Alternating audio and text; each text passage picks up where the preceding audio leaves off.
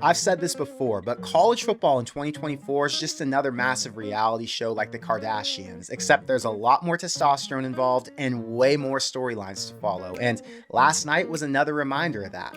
30 minutes after I posted my position battle video, which you need to check out if you haven't had a chance to watch it yet, I started getting notifications that Evan Cooper, Nebraska's defensive backs coach and passing game coordinator, resigned from his position for personal reasons. And keep in mind, we're less than 60 days out from their first game. This dude played for Rule at Temple, then he coached for him for the last 10 years, and I'm pretty confident in saying that if Tony White leaves after this season, which I think is probably a 95% chance at this point, Cooper would have been one of, if not the top candidate to take his place as defensive coordinator.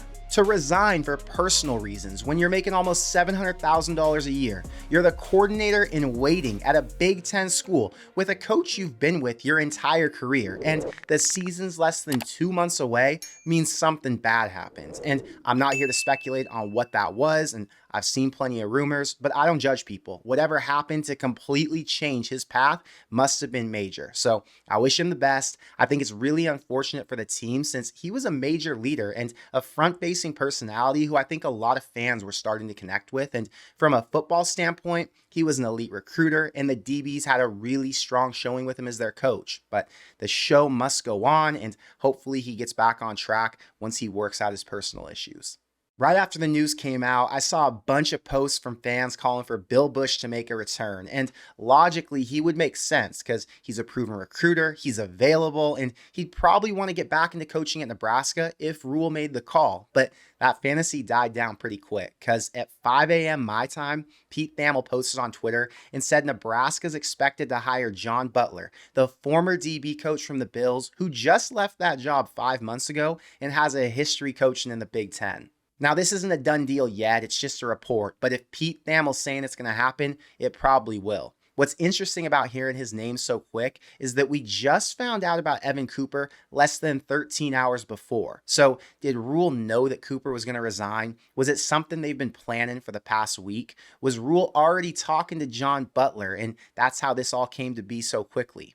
I'm going to assume the timing's not a coincidence. Rule and Cooper probably knew their relationship was coming to an end for whatever reason, and to make sure the transition was as smooth as possible for recruiting and to keep the fan base calm so it didn't look like the program was in turmoil, they've probably been working on this for the past week. And it's just another example of Matt Rule being the CEO that Nebraska needed, given the state of college football, how much news coverage the team gets, and having so many moving parts in what's basically a professional sports organization that brings in hundreds of millions of dollars a year.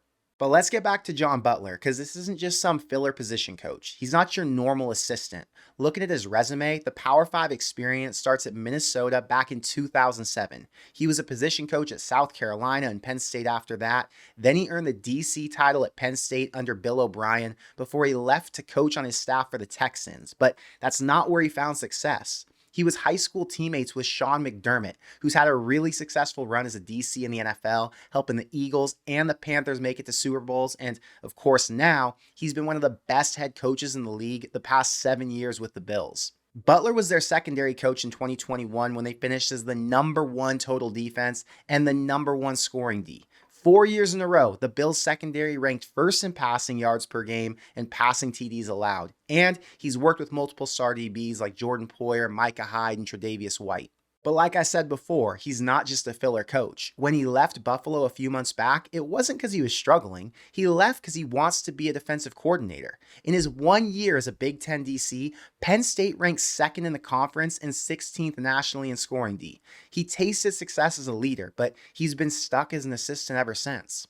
Nebraska's the perfect fit. Come in to replace Evan Cooper and work with the secondary. Get back into recruiting since he hasn't had to worry about that for the past 10 years. Get acclimated to the culture. Figure out what works in the new Big Ten. And after Tony White leaves in December for a head coaching job, get the promotion and become the defensive coordinator he thinks he's meant to be.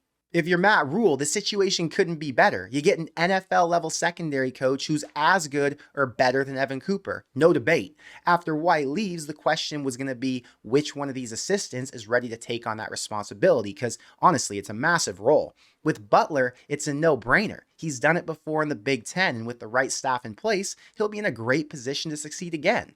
And say what you want about Nebraska and the losing seasons, but this is still a top-tier job with top 5 facilities and the money to pay what any other school in the country can. It's not a done deal yet, but it sure makes sense. And if I'm Coach Rule, I'm trying to get this locked in as quickly as possible since fall camp's right around the corner, and I want my entire staff to be situated and ready to focus by the end of July. And let me pause real quick to shout out today's video sponsor, the Carricker Chronicles, where you can find Nebraska and Big Ten football coverage from former Husker Adam Carricker on their website, carrickerchronicles.com, or on their YouTube channel that I linked in the description box below.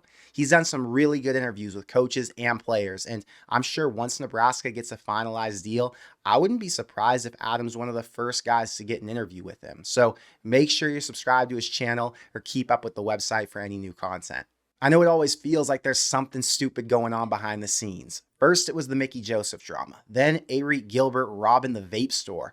Bob Wager got that DUI. And now one of the most likable guys on the staff in Evan Cooper leaves out of nowhere. But honestly, I don't even flinch anymore. Rule's proven time and time again that he's an elite leader. He looks at adversity as an opportunity. He knows how to spin the bad into something good, just like he did when Trev Alberts left. You can look at life with opportunistic eyes or through a pessimistic lens, but the ones who see opportunity, even when shit gets dark, are the ones who continue to find success.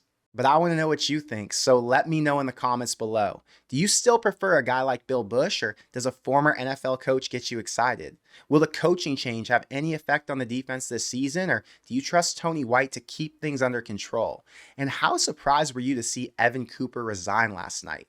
I'm not gonna lie, that news would usually hit me like a bag of bricks, but after all the drama I've seen in Lincoln since the Frost firing, nothing surprises me anymore. But that's all I've got for today. So until next time, thank you for being here, and I will see you in the next one. Go Big Red.